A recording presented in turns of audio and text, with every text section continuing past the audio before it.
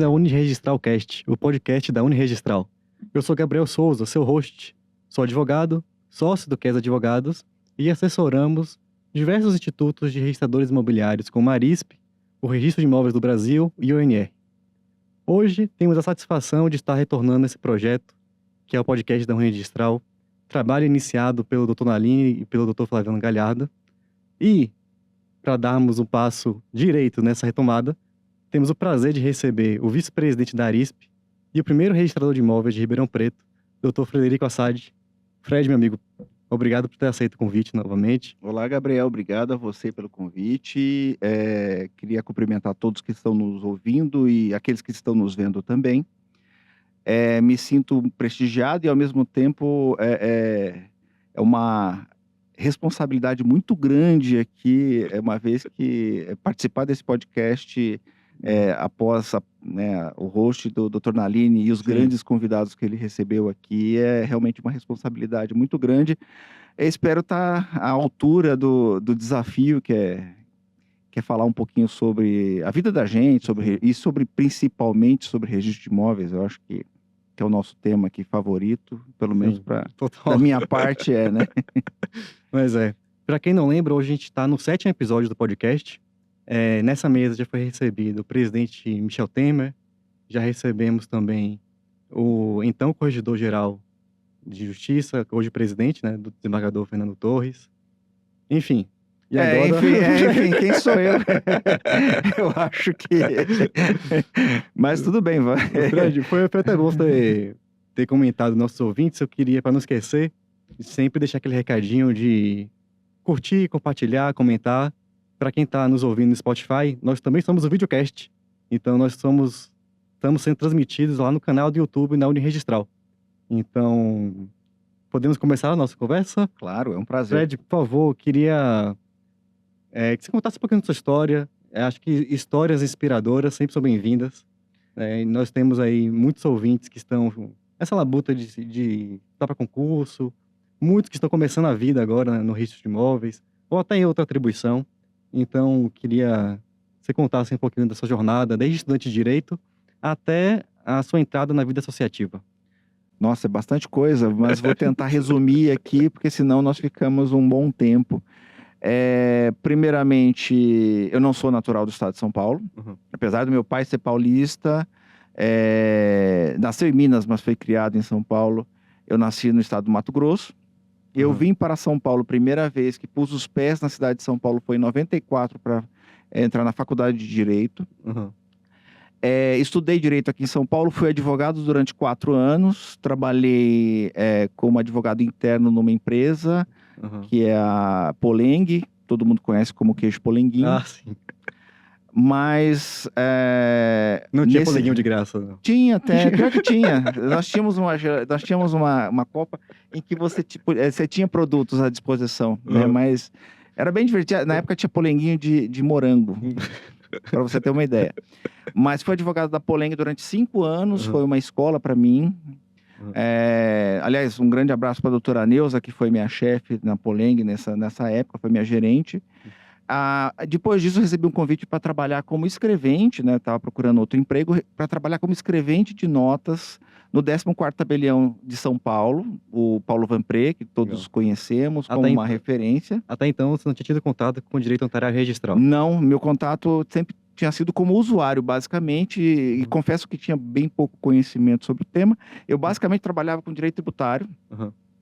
Aliás, aí nesse tempo eu fiz a primeira pós-graduação, que foi em Direito Tributário na PUC. Logo após, comecei a trabalhar como escrevente. Após um ano, me tornei substituto no Vanpré.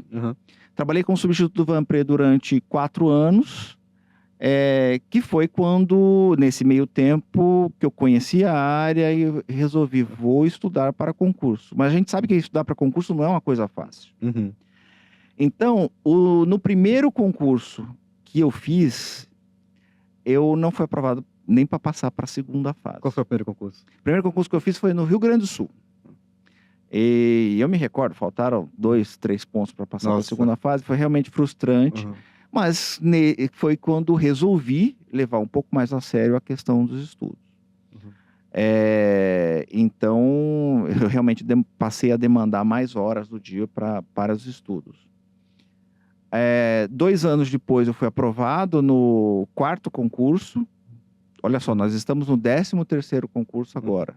Então, são quase 10 concursos para trás. Mas, em 2007, fui aprovado no 4º concurso e eu assumi o Registro Civil de Pessoas Naturais da comarca de Registro, ali no Vale do Ribeira. Aliás, um grande abraço para todos os meus amigos do Vale do Ribeira. Uma cidade, Registro é uma cidade maravilhosa, com pessoas maravilhosas. Um grande beijo para todos vocês. Passei 2 anos como oficial de registro civil e sou testemunha da importância que tem o cartório de registro civil em uma comunidade, uma vez que é realmente o cartório da cidadania, é a fonte primária dos documentos, é a fonte primária da informação que vai se tornar elemento de cidadania em si. Mas no 5º concurso, e aí continuei estudando. Tudo isso sempre estudando. E, aliás, foi minha primeira experiência com cursos por meio de... Na época ainda era cursos síncronos. Eu fazia em registro uma aula que era em São Paulo dada e que era telepresencial, né? Telepresencial, exatamente. Mas continuei estudando e fui aprovado, né, após mais 2 anos de estudo, no 5º concurso e assumi o registro de imóveis de Morro Agudo. É interessante falar que foi uma instalação, não foi simples. Eu diria que foi a experiência mais desafiadora que eu tive na minha vida, porque você pegar um cartório de porte pequeno, mais para médio, que não tinha absolutamente nada, ou seja, todos os livros quem inaugurou fui eu. 0 matrículas. 0 matrículas, fiz a matrícula número 1. E me recordo até hoje, foi um requerimento de abertura e averbação de construção, com um sistema que não funciona, com a impressora que você tem que configurar, Imagina, 100 funcionários. 100 funcionários, você treinando funcionários e a empresa de informática mais próxima a 500 quilômetros de você. Então, sem você ter as facilidades Hoje em dia você consegue acessar. Na época era possível acessar à distância, mas era lenta, a conexão era lenta, e hoje nós temos mais ferramentas para que se faça isso. Então, no final das contas, no primeiro mês eu estava me vendo, trabalhando até 3 horas da manhã, à base de pizza e Coca-Cola. Mas, como tudo na vida, isso passa. Isso é uma coisa que... A inconstância é a constância, no final das contas. Mas também continuei estudando. E acho que o primeiro recado, então, para todos que se interessam por essa área, ou por qualquer área, mesmo concurso da magistratura, concurso para o Ministério Público, permaneçam estudando, porque o estudo contínuo é absolutamente indispensável. O 6º concurso eu não fiz, uma vez que o meu antigo chefe, ele era examinador, então a gente achou por bem que eticamente não seria adequado. E então eu fiz o 7º concurso, que foi o seguinte, e que me permitiu assumir Ribeirão Preto, que eu estou até hoje, vamos para 12 anos este ano, irei para 12 anos de oficial de registro de imóveis de Ribeirão Preto, do 1º cartório. E o registro de imóveis sempre foi a finalidade? Você tinha pensado, por exemplo, tabelionato? Eu vou contar um segredo para vocês, assim, sinceramente, não era o objetivo o registro de imóveis. Eu sempre achei que eu iria me tornar tabelião. Até pela sua experiência aqui em São Paulo. Pela minha experiência em São Paulo, e porque eu gosto demais de lidar com o público, de atender as pessoas. Eu acho que é uma coisa extremamente importante. A ideia de ficar apartado do atendimento às pessoas sempre me deixou um pouco incomodado.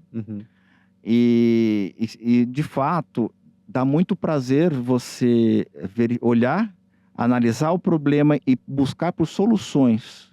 Porque toda vez que você faz um registro, você resolve questões complexas, não digo nem em grandes incorporações ou operações, mas um inventário.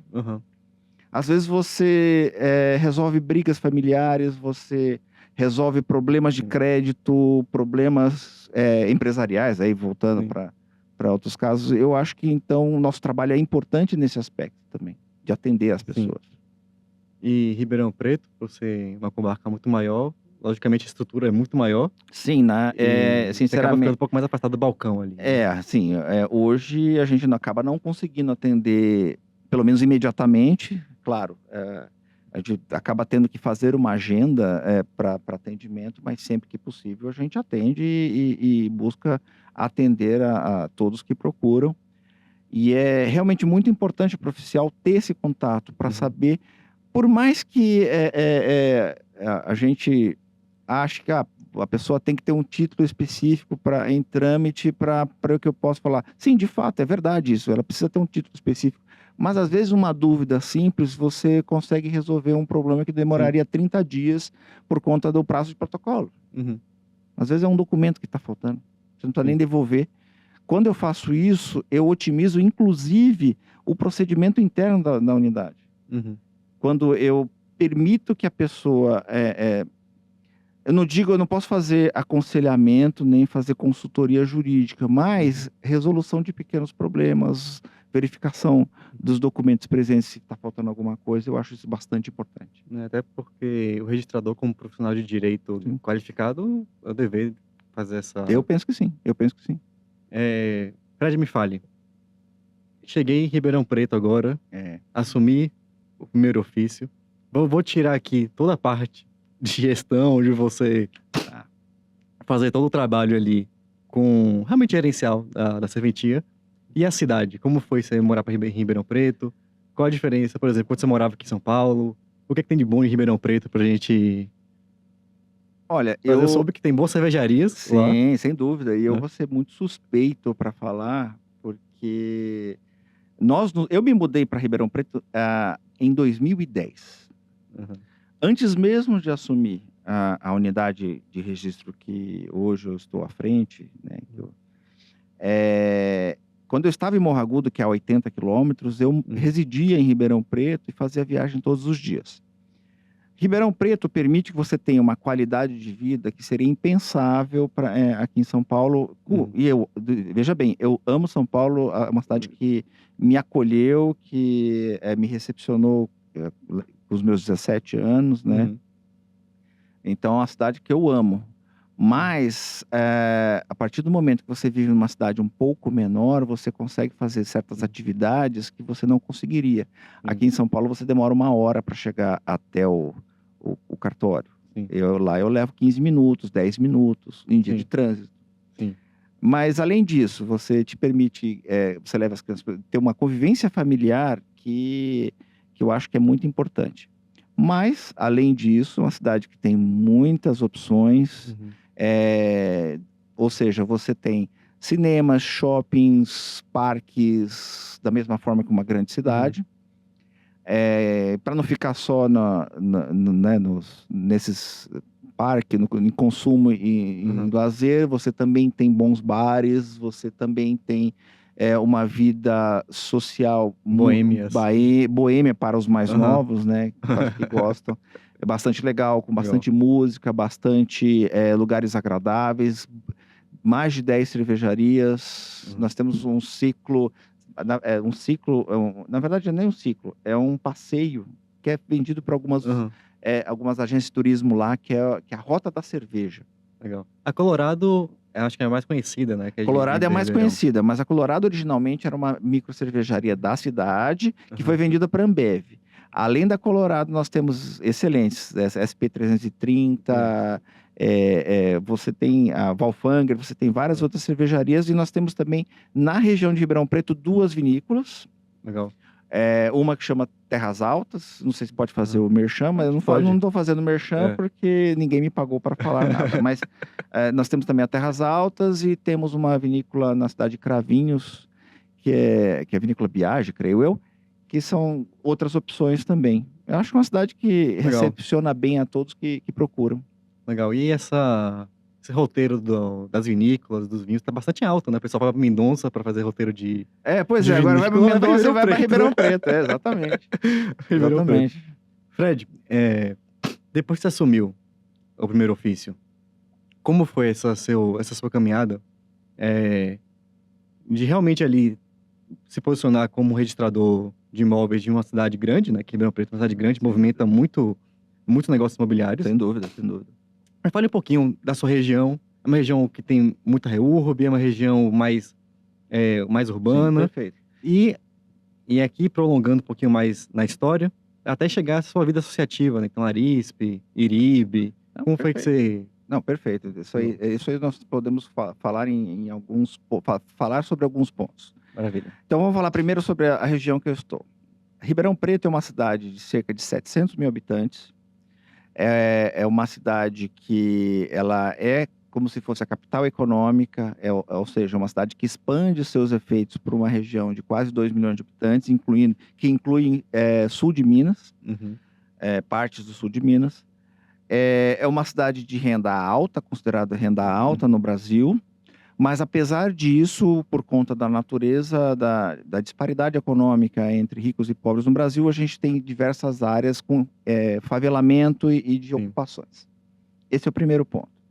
Uhum. Então, nesses anos, há cerca de 3, 4 anos atrás, nós fizemos uma regularização fundiária bastante grande, que é o denominado Jardim Progresso, que Legal. foram mais de 3 mil unidades, Uhum. que a gente fez em conjunto com a Prefeitura Municipal, com a outorga da titulação para mais de 2 mil unidades. Legal. Nossa, Foi, bem grande a regularização. sim, é bem grande a regularização. Esse foi um ponto alto, foi uma reurb-S social. E nós temos muitas reúrbes hoje de propósito Só por específico. curiosidade, essa reúbe de 2 mil titulações, demorou quanto tempo, mais ou menos, ali? Todo o projeto da prefeitura, com podemos topógrafo, né? não, isso aí era um projeto que já se discutia, que nós fizemos primeiro a demarcação urbanística. Uhum. Logo que eu assumi, foi uma das primeiras reuniões que eu fiz com a Prefeitura Municipal, uma semana após ser assumido. Uhum. Então, a história começou lá em 2011. Uhum. Então, faz um tempo já. Nossa, com a lei ainda, 11977, né, 2009. Então, o projeto começou porque é uma área bem grande, Uhum. em 2011, com demarcação urbanística da Prefeitura, mas mesmo a demarcação urbanística só saiu 2 anos depois. Uhum. Ainda era outra gestão na Prefeitura. A outorga, né, com a listagem dos ocupantes, só saiu em 2015, 2016, que foi quando nós fizemos nós estamos em 2024, foi 2016, Uhum. que foi quando finalmente saiu a listagem. Então a gente pode falar aí nos 6, 7 anos Uhum. de Mas uma área muito grande trabalho. também. É uma área muito grande e tem uma natureza de meio fluida. Você tem mudança de pessoas que são proprietários, que são os ocupantes das unidades. Então, as listas tinham que ser repetidas. A área de levantamento das unidades habitacionais tinha que ser modificada. Então, a gente teve bastante trabalho. Primeiro foi uma fase era uma fase em que o processo era todo feito no cartório. O processo basicamente da prefeitura era fazer a aprovação e o envio das listagens, né, e mandar o certificado de regulação fundiária, CRF. Hoje é um pouquinho diferente, a prefeitura que faz as notificações. Engraçado que finalizou todo o processo e um ano depois veio a lei mudou da a lei. reúbe. Exatamente. Mas hoje nós temos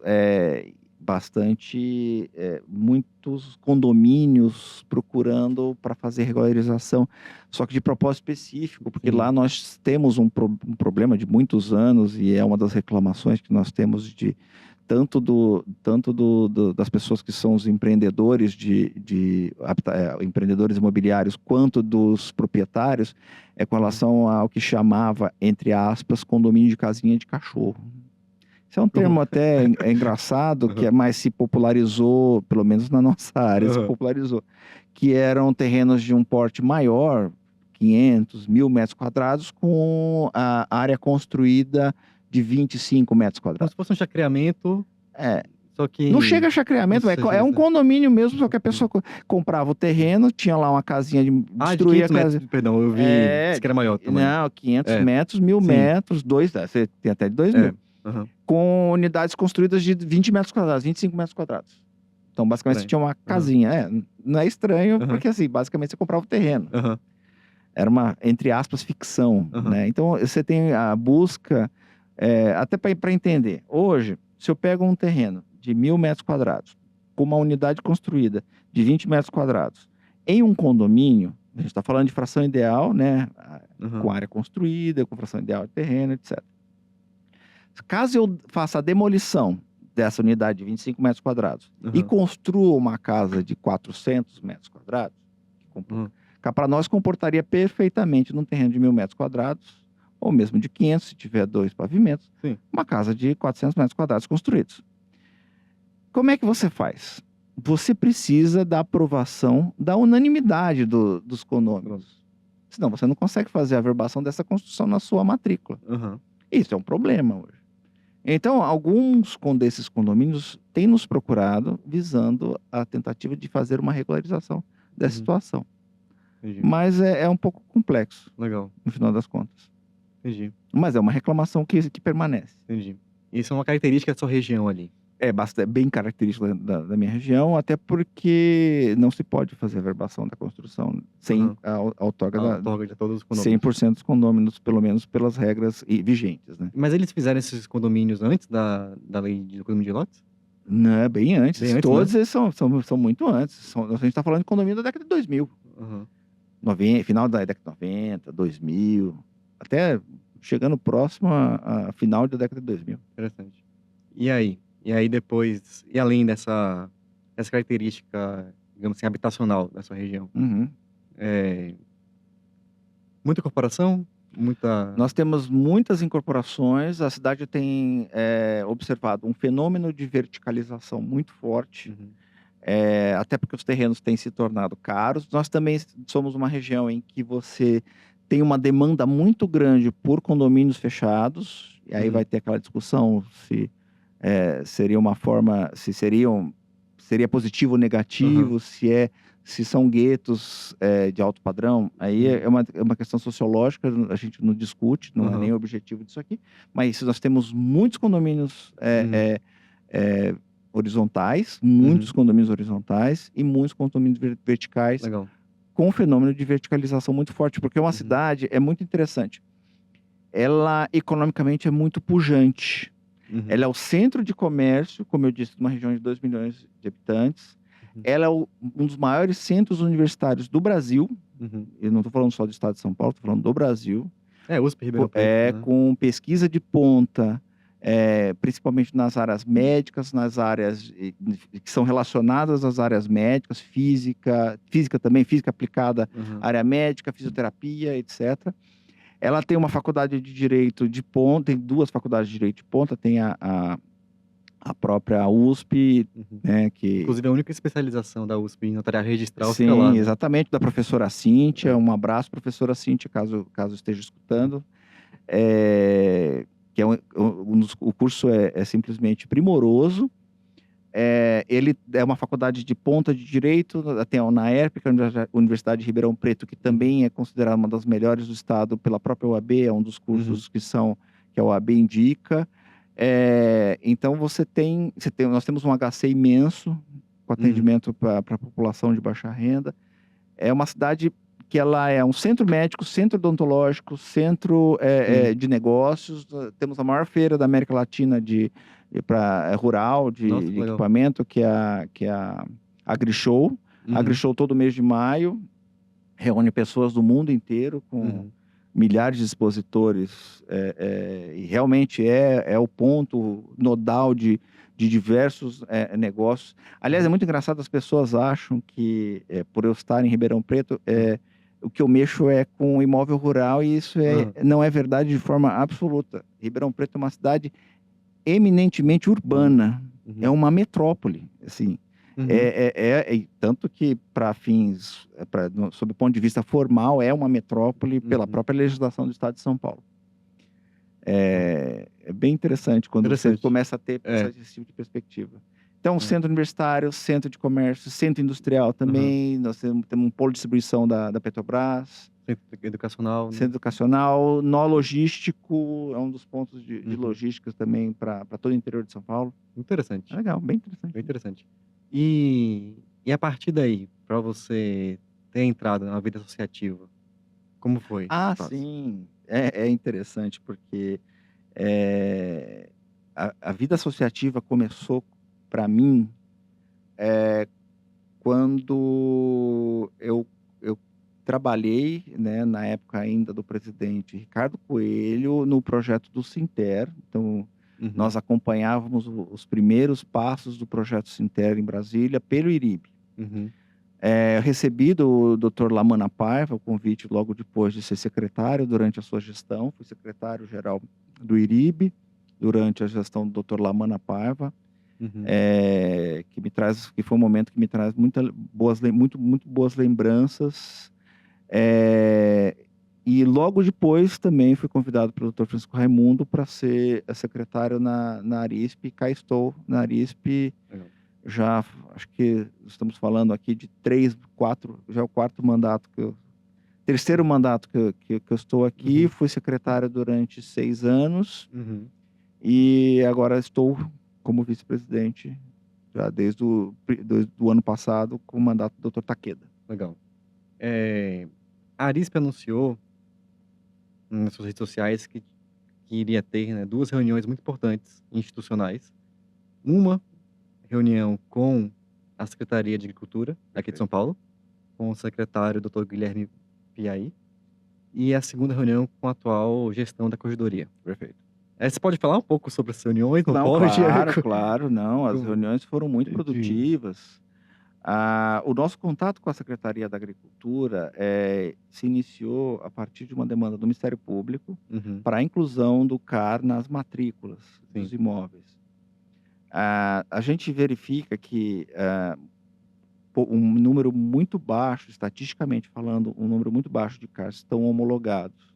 Uhum, Porém, a inclusão da informação do número do CAR para fins de fiscalização até da própria sociedade, e aí estou dizendo o Ministério Público como representante da sociedade, aham, é uma medida extremamente importante.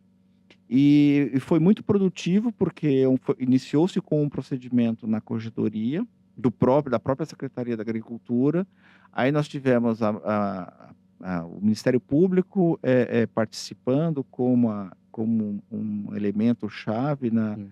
na regulamentação na regulamentação do tema. Aham, E a Arisp tem feito as conversas institucionais com todos os agentes que são relevantes no tema ambiental.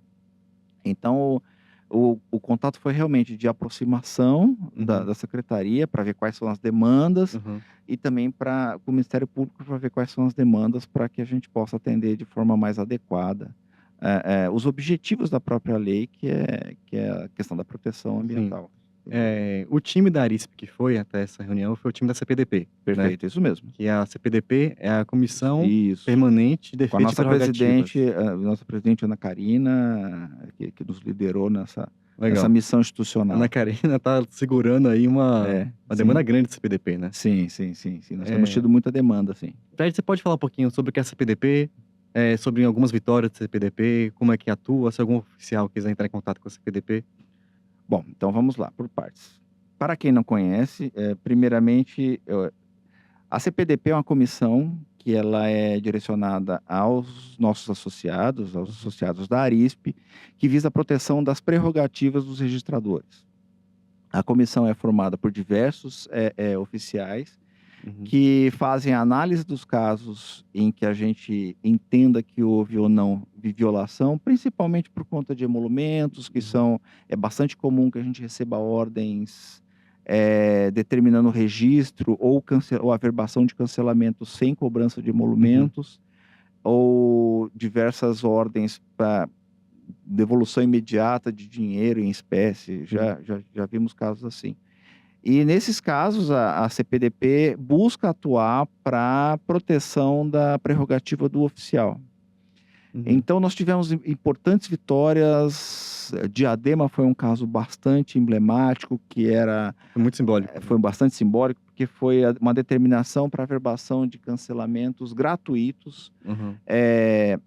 de penhora em disponibilidade, e nós conseguimos fazer uma reversão, foi no Tribunal Regional do Trabalho, Isso. aqui de São Paulo, né, da capital.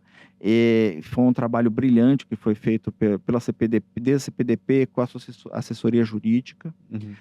Nós tivemos um caso muito importante em Ipauçu, né, que da mesma forma... O Ipauçu foi aquele caso Foi. do mandado de segurança, Assim, que o usuário, em vez de entrar com a situação de dúvida, entrava com mandado de segurança contra a qualificação registral, né? exato. Que a gente acabou conseguindo na CPDP reverter, e o Tribunal de Justiça de São Paulo entendeu que a via adequada era o mandado de segurança, ou a dúvida. Bom, como importantes marcos da CPDP, a gente tem que indicar aqui em São Paulo que nós recebemos uma requisição de um dos oficiais aqui da capital, de um dos 18, que havia recebido uma determinação do juiz para que fizesse o registro de uma arrematação sem recolhimento de custos e emolumentos. Que para mim é impensável uma coisa dessas, mas que nós conseguimos reverter no Tribunal de Justiça. O tribunal indicando de forma expressa que é responsabilidade do arrematante arcar com os custos da arrematação, como Sim. de fato o é. E é bastante comum, os nossos colegas aqui do interior estão acostumados a receber algumas ordens nesse sentido que para nós até gera uma certa perplexidade, mas quando for assim, por favor, avisem a CPDP, porque o objetivo é que nós tenhamos a possibilidade de agir para criar mesmo uma jurisprudência positiva, para que não se torne lugar comum, que a gente simplesmente acate as ordens, lógico, sempre de forma institucional, né, fazendo a defesa dos interesses dos nossos associados, dentro dos tribunais adequados e fazendo as medidas adequadas. O outro caso bastante importante é de Ipauçu, na qual ficou estabelecido de forma bastante tranquila que o mandado de segurança não é meio adequado para a discussão de nota de devolução. E, de fato, para quem trabalha na nossa área, volta e meia nos aparece manifestação para ser feita com uma autoridade coatora em mandado de segurança, e não é o caso. O oficial não é autoridade coatora quando emite nota devolutiva. A nota devolutiva é obrigação do oficial fazer. E o meio adequado para a parte atacar a nota devolutiva, que também é direito dela fazê-lo, por meio do procedimento de dúvida previsto na Lei de Registros Públicos. Acaba sendo contrassenso, porque o mandado de segurança ele é um remédio constitucional que visa combater ordens ilegais ou abusivas. Fato. Chega a ser incongruente o oficial que acaba tendo que ali seguir uma estrita obediência ao princípio da legalidade, ter aquela nota como ilegal, né? Se você só cumpre a lei. De fato. A nota devolutiva, ela tem aspectos de ato administrativo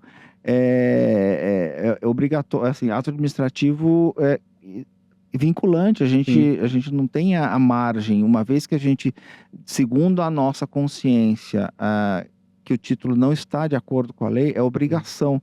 Então, é um poder-dever, eu digo mais, é um dever. É o caso, por exemplo, da CND. É o caso, por exemplo, da CND. A CND Agora, o STF perdeu a oportunidade de declarar inconstitucional. Exato. A gente...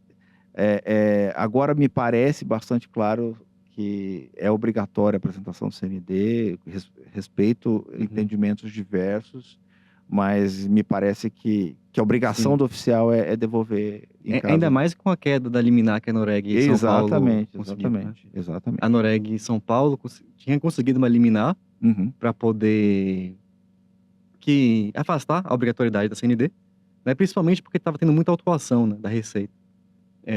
Infelizmente, essa liminar caiu, então é como se o tribunal, acho que era o TRF-3, É, TRF terceira região, isso. que deu essa liminar, é como se o tribunal estivesse falando, né, que precisa exigir a CND, realmente. Foi um Foi recadinho, um recado, né? foi um recado. Eu acho assim, para bom entendedor, as entrelinhas estão ali. E o problema é esse, que em vez do usuário entrar com a dúvida, que também a gente sabe que é pacífico, né? Entrou com a Sim. dúvida, o juiz corregedor permanente provavelmente vai dar a dúvida. Entrava com o mandato de segurança, ganhava a liminar e o oficial tinha que arcar com o custo do mandato de segurança. Porque tá cumprindo a lei. Então, assim, é um absurdo atrás de absurdo que De a fato, CPDP de fato, tá sim. Tá trabalhando, atuando de forma bastante eficiente nesse sentido. É muito importante entender que a CPDP é um órgão para os associados, é um órgão que visa realmente proteger proteger as prerrogativas. A gente sempre tem que ter o bom senso de ver o que a prerrogativa está sendo ferida ou não. Tanto que quem decide, né, a CPDP é um colegiado, É um digamos assim, né? colegiado. São 7 registros oficiais de registro que tem todo um trâmite, tem toda um estatuto da CPDP, né? Sim. Então, é algo bem, bem rígido mesmo, assim, para poder garantir que aquela prerrogativa foi violada Sim. e poder garantir que seja feita alguma atitude, né, contra aquela violação, né? Tem aquele tema muito... Pode falar. Não, eu ia fazer uma brincadeira, né? Eu falo que a CPDP, se precisar, leva até na cadeia, vai levar biscoito, levar toalha. Quando vier aquelas ordens de prisão, Porque chibatada assim, em vou praça falar, pública, a gente faz habeas corpus, né? exatamente. A gente, infelizmente, isso a gente está trabalhando para tentar resolver junto aos tribunais, mas nós recebemos ameaça de prisão, de multa diária, sempre, assim, Crime de desobediência. todos os dias, crime de desobediência, ofício à Polícia Federal, ofício ao Ministério Público para averiguação de crime. Todos nós, eu acho que eu não conheço nenhum oficial de registro de imóveis que não receba por conta de uma simples nota devolutiva. E fundamentada, né? Não é dizer que a nota devolutiva exato. saiu da cabeça. Nós não tiramos a nota da nossa imaginação pura e simples, é tudo com fundamento jurídico, nós somos operadores de direito também. Existem os meios para que se possa afastar, até, vamos supor que o advogado da parte não concorde com a nota, ou até mesmo o magistrado não concorde com a nota, ele tem o poder do Estado de afastar a nota. Sim. Não precisa mandar prender, assim, sim. Não precisa, sob pena de multa diária de R$5 mil, R$10 mil. Eu tenho, isso é uma coisa que, por mais que que não seja assim realista, vamos dizer assim, porque pelo menos na minha visão me parece bastante tranquilo que o oficial continua, por mais que tenha uma ordem de pena de prisão, ou ordem de prisão em flagrante, multa diária, me parece que continua sendo obrigação do oficial, pelo menos na primeira vez que olha, soltar uma qualificação e soltar nota evolutiva. Até porque o título judicial é objeto de qualificação. Exato. Não está isento. Exato. E ninguém está discutindo o fundo da decisão, porque não poderia mesmo discutir a questão de fundo, né, o mérito da decisão, mas sim aspecto formal. E a nossa ótica é formal. Se eu não me engano, foi o Tribunal de Justiça do Mato Grosso que soltou aquela recomendação para todos os juízes para não... Acho que foi Mato Grosso do Sul. Mato Grosso do Sul, né? Acho que foi Mato Grosso do Sul. Aquela recomendação orientando que não venha que evite crime de obediência. Essa, aliás, está na nossa ideia, fazer instâncias perante, principalmente o Tribunal Regional Federal e os tribunais do trabalho do Estado de São Paulo, para tentar fazer uma aproximação institucional, para mostrar que não é que a nossa ideia é desobediência ou nada que seja, que nós estamos simplesmente fazendo a nossa obrigação. Sim. Né? Além dessa reunião com a Secretaria de Agricultura, a Arispe também fez presente com a reunião da Corregedoria, né? A nova gestão da Corregedoria Geral de Justiça aqui de São Paulo, que é o órgão Sim, estadual máximo de fiscalização. né? Nesse último mês, no início do mês de fevereiro, nós estivemos reunidos com a nova equipe que vai cuidar do extrajudicial, o Dr. Marcelo Tossi. Uhum. E foi uma reunião muito produtiva, é uma corregedoria extremamente técnica, que conhece a fundo a nossa área, conhece a fundo o extrajudicial. Então, eu acho que a relação com a corregedoria vai ser excelente até para o desenvolvimento das instituições registrais. E nota-se que é uma gestão, agora falando até na pessoa do corregedor-geral, o Dr. Loureiro, que vai procurar fazer e implementar principalmente a regularização fundiária, que é realmente muito importante até como ponto de encontro entre a técnica registral e a própria população e a forma que o registro de imóveis pode trabalhar e atuar para ser um agente importante na modificação Sim. e no desenvolvimento urbano das Sim. nossas cidades. Até porque o direito de moradia é o direito mais caro, um dos direitos mais caros que a gente tem hoje na nossa Constituição, né? Eu E falo, quem um efetiva é dos o registro mais, imóvel. olha que interessante, realmente um dos direitos, é um dos direitos mais tratados, né? A gente fala direito à vida, direito à Sim. habitação, e se você analisa na vida de uma pessoa, é o bem que ela Sim. mais caro que provavelmente ela vai ter. E ainda hoje é o sonho de todos os brasileiros, E né? ainda hoje é o sonho de todo brasileiro, A casa porque própria. nós temos um déficit habitacional bastante grande no Brasil ainda. Sim. E muita irregularidade, né? Se você pegar as estatísticas do Ministério das Cidades, e eu lembro de uma estatística de 6 anos atrás, girava em torno de 50% de todas as habitações eram Sim. irregulares. Pô, 50% é um número absurdo Sim. para um país que quer se desenvolver, né? Muito, muito grande mesmo. E nas regiões chega a mais, né? 80%, na região Nordeste Sim, ali. Norte tem bastante problema. A gente teve agora aquele cancelamento de 200 mil matrículas no Pará, se não me engano. Sim, Pará tinha um caso bastante muito emblemático, emblemático. sim, que foi cuidado pelo próprio CNJ. Isso. Nós tivemos Então, até uns anos atrás, foi uma equipe até de oficiais aqui do estado de São Paulo que foram fazer uma força-tarefa Uhum. junto com o CNJ para cuidar da questão fundiária no Pará. Lá sempre foi bastante complicado. Mas a gente não precisa ir muito longe. A gente, se olhar São Paulo, e a gente está falando aqui capital, Uhum. falando aqui de interior, várias regiões do interior, e a gente sabe que dicas do que for o Estado, né, o governo estadual, municipal e federal, todas as esferas, têm trabalhado bastante no sentido de estabelecer marcos legais, de facilitar a regularização fundiária, de fazer a aprovação de normas específicas para que se possa atuar nas áreas irregulares e urbanizá-las, né? As cidades procuram isso, mas mesmo no estado de São Paulo, a gente ainda tem muita área que precisa ainda da atuação e de ser olhado para fins de regularização. Sim. Teve um caso agora do Leandro Lopes, né, que também é membro da CPDP, que fez ali uma regularização fundiária na sua comarca, né, em São Miguel. Sim. Muito legal também. Muito legal. A gente tem bons exemplos, a gente tem algumas das cabeças pensantes mais brilhantes na área de regularização fundiária. A doutora Paola é o um exemplo, ícone, né? é o exemplo que sempre vem à cabeça de qualquer um que fale sobre regularização fundiária. Que, aliás, recomendo a leitura do livro. Já está indo tá na segunda edição, acho que vai para a terceira. O livro dela é o livro que tem naquela coleção do Gentil, né? Isso, do RT, Gentil, né? isso aí, coleção do Gentil. Sugiro a leitura para todos, já está indo, já me contaram já me contaram que está sendo atualizado, mas não posso... Ninguém me pediu segredo, tá? Ninguém me pediu segredo. A corregedoria é o órgão máximo ali, corregedoria como um todo, né? Corregedoria geral, o juiz, corregedor permanente, o órgão de fiscalização ali das serventias extrajudiciais. Correto. É de sua função, né? A função correcional, fazer as correções, né? Então, ali é correção ordinária, correção extraordinária. Perfeito. Quais são os cuidados, né, como oficial, que a gente tem que ter aqui nessa correção para a gente fazer uma boa correção. E qual é aqui o cuidado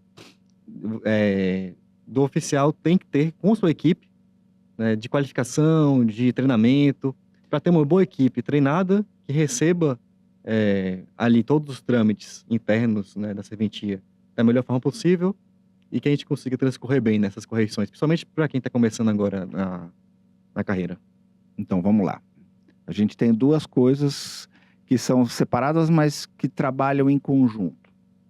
Então, o primeiro conselho, vocês que vão passar agora vocês que estão assumindo, vocês vão passar agora no final do ano, em geral é no final do ano.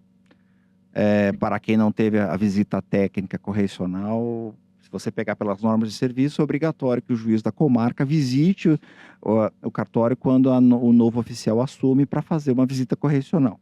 Mas, em geral, a visita correcional ela é bastante simples. Uhum. Ela não tem a profundidade que tem uma correição ordinária ou extraordinária.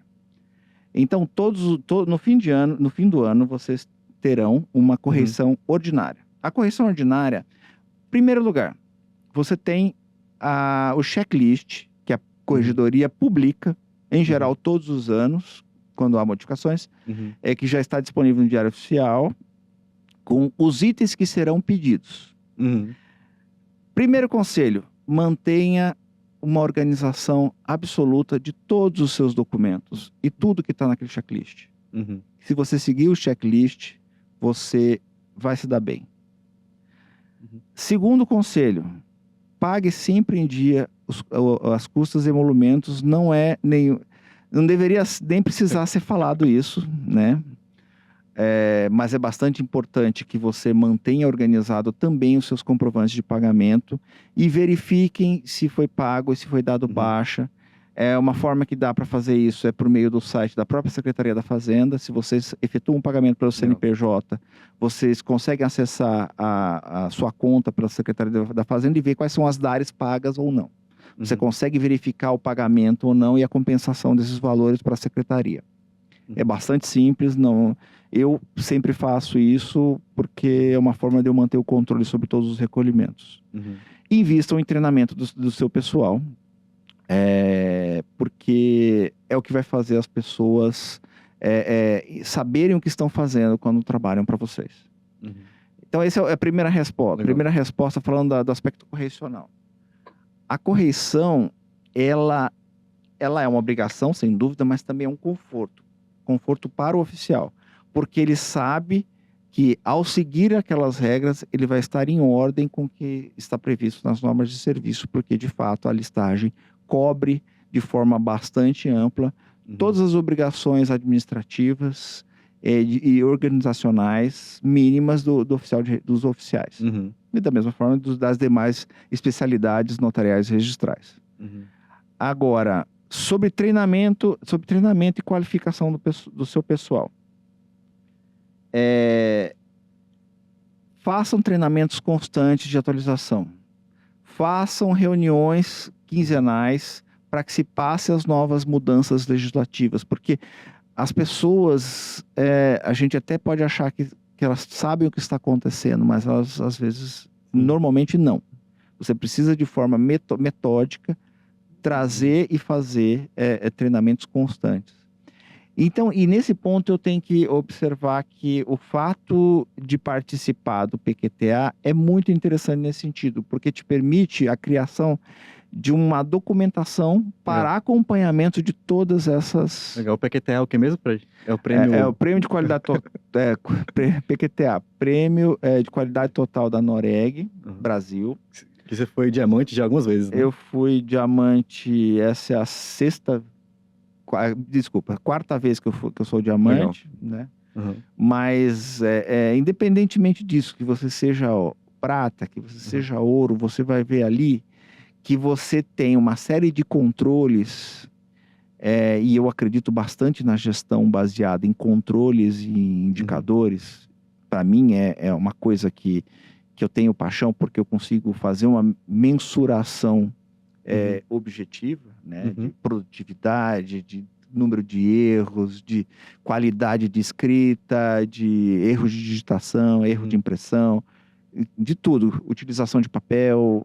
Você ali tem uma série de números e indicadores que te permitem assumir a gestão com as suas mãos mesmo, a gestão da unidade de serviço. Porque você vai saber como está funcionando cada um dos setores. Porque é uma atividade jurídica, sem dúvida, mas também a função notarial e registral também é uma função administrativa gerencial. Sim. Administrativa não no sentido jurídico, mas sim no sentido de ciência da administração, de ciência, de avaliação do processo, da prestação de serviços. Então, quando você olha com essa visão de gestão, você vai descobrir que você precisa de números, você precisa saber com que você está, quanto custa cada setor, quanto um funcionário tem produzido ou não, quem são os líderes de equipe. E te digo, seja um cartório de 5, 6 funcionários, seja um cartório de 60 funcionários, 70, 100, tem cartórios gigantes. Para você ter controle, você vai precisar ter pelo menos índices mínimos de controle mesmo, de saber o que está acontecendo. Legal. Quando você falou da qualificação dos escreventes, principalmente ali, vou focar aqui naqueles escreventes que trabalham no setor de qualificação mesmo. Sim. Tem o do balcão, né? Você pode até falar depois sobre um pouquinho do plano. Claro. Posso falar como é que eu sou organizado, da né? Recentemente teve diversas alterações legislativas, realmente marcos, na legislação registral. A 14382, que acabou vindo a indicação compulsória, que ela já era auto-aplicável antes de uma regulamentação do CNJ. Né? A gente poderia ter tido uma indicação compulsória mesmo antes do provimento nacional. Perfeito. Assim como a gente teve recentemente também a Lei 14.711, que foi a lei o novo marco de garantias, que trouxeram vários atos novos. Né? A gente fez uma nota técnica pelo RIB, que a gente ali mapeou por baixo uns 15 novos atos que o registro de imóveis ganhou. Né? Que também são atos auto-aplicáveis. A gente não pode ficar esperando uma regulamentação do CNJ para poder realmente ali utilizar os novos instrumentos. Então, essa é a importância, né, de sair uma lei nova, todos os escreventes da qualificação, porque no dia seguinte já pode vir uma aliança fiduciária superveniente, né, uma aliança fiduciária recarregável. Como foi isso, um pouquinho da sua rotina? Olha, foi... o que nós fazemos... Posso falar o que nós fazemos e o que... Primeiramente, utilize as ferramentas que já estão à disposição de vocês. Assistam as lives, nós temos as lives da Uniregistral, as lives da Arisp. Você tem muita informação importante que é fornecida ali. Como é que eu fiz com os meus funcionários? A gente preparou treinamentos a partir com as lives e também com o material que foi quando saiu a 14382, por exemplo. Sim. A Arisp forneceu um material extremamente valioso a respeito das modificações no que diz respeito à incorporação, no que diz respeito a uma série de atos que estão ali e a próprio registro eletrônico. Com relação ao registro eletrônico em si, nós temos as consultorias que a Arisp fornece, por exemplo, como nas assinaturas eletrônicas, que é dada pelo CADU. Eu acho que você tem essa ferramenta, para aqueles que não sabem, podem solicitar ali uma ajuda para avaliar uma assinatura qualificada ou assinatura avançada, ou se a assinatura é adequada para a recepção no registro de imóveis. É bastante importante. Agora, preparem e conversem e treinamento. Você é o profissional de direito que está à frente da sua unidade, converse com seus escreventes. Como eu disse, pouco importa se é grande ou pequeno. Você tem que passar as informações, você tem que decantar todo aquele monte de coisa que sai para transformar em informação útil para que as pessoas consigam aplicar no dia a dia das unidades. E treinem para que eles perguntem para os oficiais maiores, para os substitutos ou até mesmo para você oficial. Eles... incentive que os seus funcionários perguntem, porque a gente tá vendo uma série de mudanças, e eu não tenho pouco tempo, né? Eu brinco que eu já estou começando a chegar no grupo dos veteranos, né, como registrador, mas eu nunca vi tanta mudança tão rápido aliás, em todo mundo, né? A gente poderia passar aqui horas falando sobre o que está vindo com a matrícula eletrônica, Uhum. certidão, certidão de situação jurídica. A gente Sim. poderia estar falando aqui a utilização de inteligência artificial no registro de imóveis, que talvez seja um tema para o futuro. Né, guarda e proteção de dados pessoais. A gente tem uma série de temas que estão relacionados com o próprio... Tem um termo alemão que se usa, que é o Zeitgeist, Uhum. que é esse momento que a gente vive no mundo. Uhum. Então, a presença do oficial no dia a dia dos seus escreventes, dos seus auxiliares, é muito importante, porque você, até por gravidade, eles são atraídos para você, e você que tem que tentar dissecar e passar a informação para eles. Maravilha. Agora, objetivamente, o que nós fazemos, eu tenho meu substituto do parágrafo 5º e o meu substituto do parágrafo 4º, 2 substitutos, o Rodrigo e o Rafael.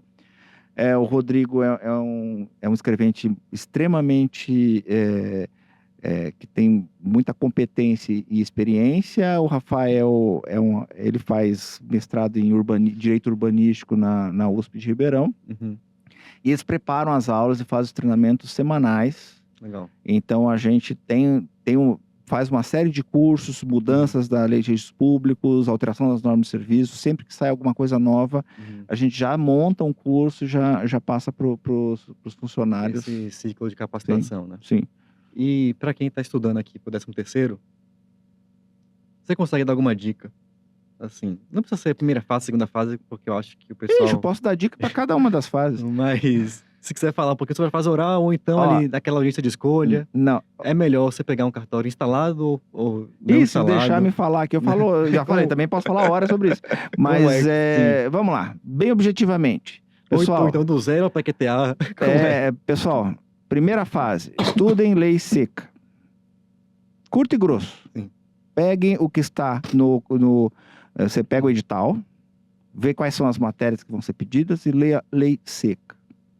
Alguma coisinha ou outra precisa de interpretação. Uhum. Se espera que se saiba. E quando eu digo lei seca, é incluindo normas de serviço e provimentos da Corregedoria Geral e Corregedoria Nacional. Uhum. Segunda fase, teoria profunda, direitos reais, para quem quer registro de imóveis, tá? Uhum. Bora focar no registro de imóveis. Direito de família para quem quer direito de família e direito Notas. civil. Notas, direito obrigacional, Uhum. né? Direito obrigacional e direitos reais. Para quem quer registro civil, direito de família. Uhum. A gente tem que... Normalmente o pessoal faz os três, né? Normalmente faz os Os três. três. Exatamente. Mas aí você tem obrigatoriamente que ler doutrina e prestar muita atenção nos precedentes. Muitas questões são feitas com base nos precedentes. Então, pega ali o compêndio das decisões da Corregedoria Geral do Conselho Superior da Magistratura e leiam, incluindo os fundamentos. Uhum. Não é só ler a ementa, porque não vai adiantar, tá? E a terceira fase você tem que fazer um apanhado dos dois. Sinto muito, mas aí é engraçado, porque concurso ele tem uma coisa que ela é meio... ela é difícil, porque ela... Eu até ia procurar uma expressão mais adequada, mas você precisa saber o máximo possível, sobre o máximo possível você tem que ter o máximo de informações sobre o máximo de matérias. Sim. Então, você acaba não conseguindo aprofundar tanto, mas você vai ter que falar sobre cada uma das matérias, porque qualquer coisa pode ser pedida. Sim. E na fase de escolha? A pessoa passou, fase oral, isso é legal. chegou à audiência de escolha. Tem ali a lista ali, né? Do provimento, remoção. Ou pode ficar no provimento. Pouco importa o local, a posição que você tenha passado.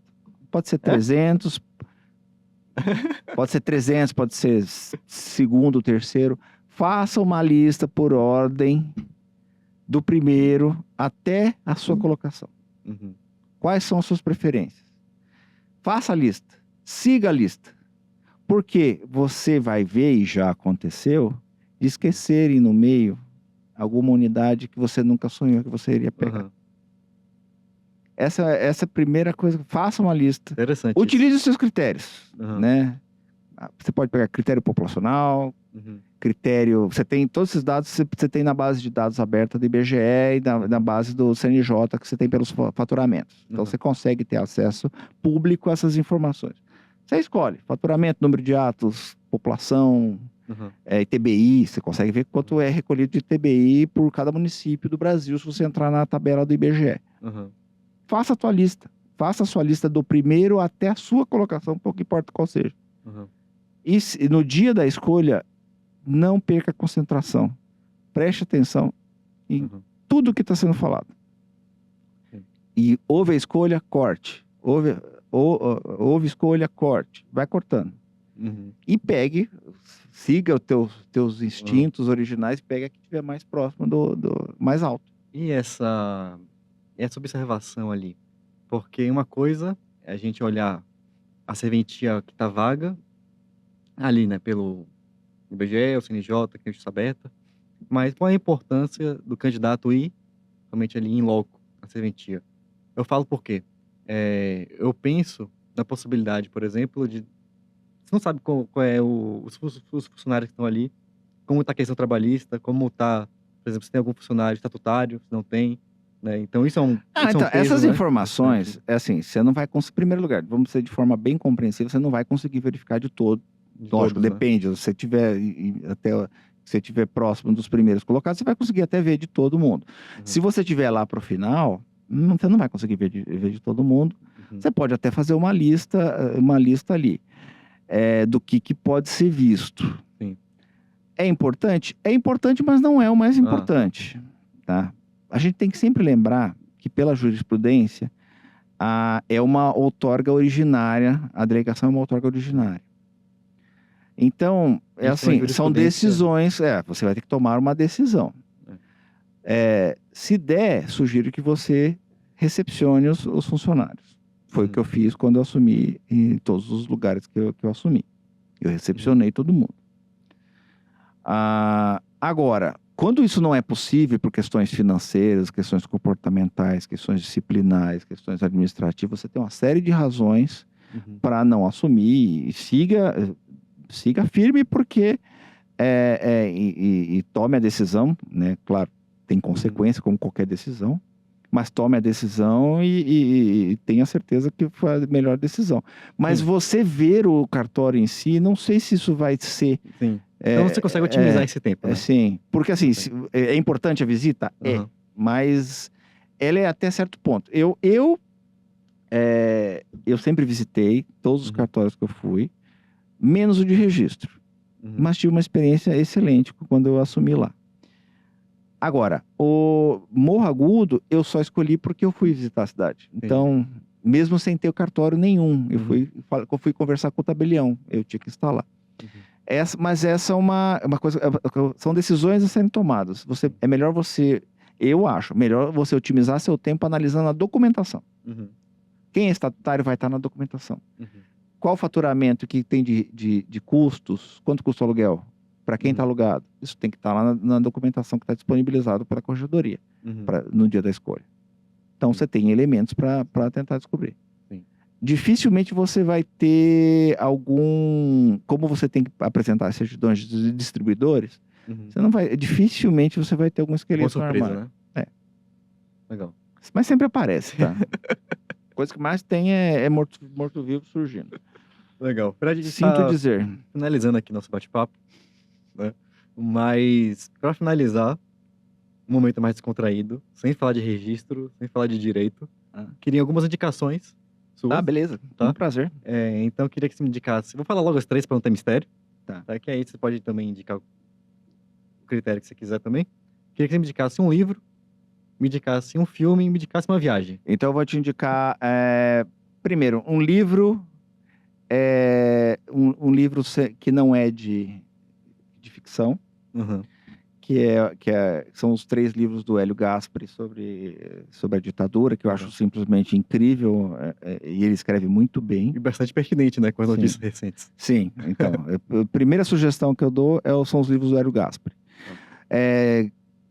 De ficção, sugiro uma sugestão que eu amo e eu que gosto de filosofia, eu acho que eu me senti muito bem lendo esse livro, chama Criação, do Gore Vidal, que é sobre a história é o neto do Zoroastro, isso no século IV a.C., e mostra uma história em que ele convive com grandes nomes como Buda, Sócrates, Legal. Confúcio. É bem interessante, é uma mudança até de visão. Ele é uma pessoa da corte sassânida, né? Então é bem legal, porque é uma mudança, não é aquele lugar comum que a gente está acostumado até para livros históricos, né? Uhum.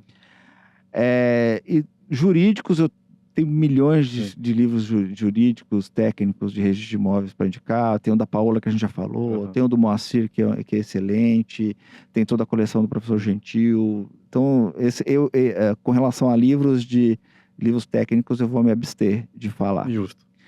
De filme, eu gosto demais de um filme antigo, de faroeste, que ainda era com Charles Bronson, que na verdade o diretor é italiano, que Era Uma Vez no Oeste, que eu acho que é belíssima tomada de cena, é um filme muito bonito no que diz respeito à parte artística. E queria indicar um filme que ainda não chegou no Brasil, mas deve chegar, que é de uma diretora mulher, uma diretora italiana, que acabou de sair, ainda está passando nos cinemas lá na Itália, que chama Che Ancora Domani, que é muito legal porque, para quem não sabe, logo depois do pós-guerra, a Itália era uma monarquia nessa época e fez um plebiscito para decidir se seria monarquia ou república. E as mulheres teriam direito ao voto pela primeira vez. Então trata exatamente desse universo da mulher italiana naquele momento pós-guerra, mas trata também de questões bastante atuais. É um filme bem legal. Massa, hein? Ele é um filme de 2023, apesar de ser em preto e branco, é um filme bem bacana. Legal. E uma viagem, vixe, aí viagem... Você tem lugares maravilhosos, eu sou meio...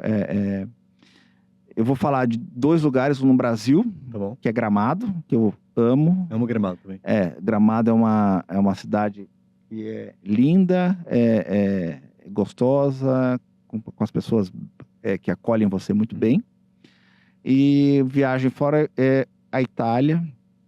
Eu sou uma pessoa absolutamente apaixonada por Roma. Eu acho Roma um exemplo de um momento que a gente foi grande na humanidade, talvez. Não sei, talvez esteja exagerando. Tem muita história, né? O nosso direito nasceu ali, né? Sim. O direito em si vem das instituições romanas, que foram depois consolidadas por Justiniano, né? E que evoluíram para o direito medieval, que... Pelo menos o direito civil aqui que a gente exatamente, tem, né? o Corpus Juris Civilis. Muitas coisas registrais também tem lá de Roma. Sim. É o emancipar. Você tem bastante coisa. Bastante coisa. Mas realmente você tá ali em contato com a história. Mas é muito outro legal. significado, né? Muito legal, muito legal. Coliseu também, uma das 7 maravilhas do mundo moderno, né? Então... Coliseu do lado do fogo, do lado da colina do Palatino, é muito legal. A história do Coliseu é muito interessante, inclusive. Mas a cidade é mais que isso, viu? A gente acha que é só aquelas coisas antigas. Mas, para quem não sabe, Roma, depois da queda do Império, ela passou um tempo turbulento, mas ela, há mais de 1000 anos, ela foi da igreja até a unificação italiana.